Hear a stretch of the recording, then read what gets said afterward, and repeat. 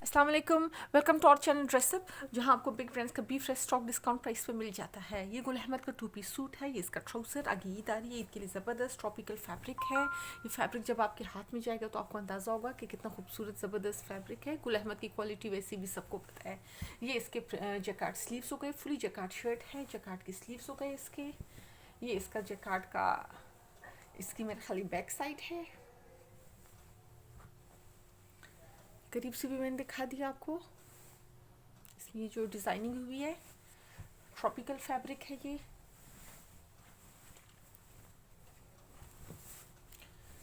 ये इसकी Jaccard back side, नहीं front, sorry front.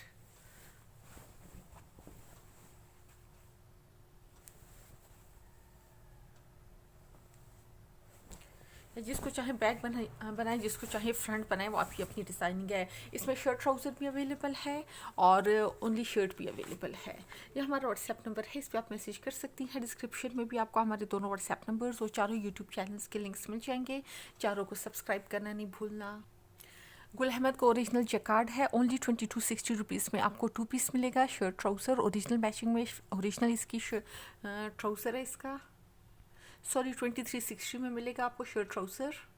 Only shirt अगर लेंगे वो आपको 1360 रुपीज़ में मिल जाएगी। Thank you.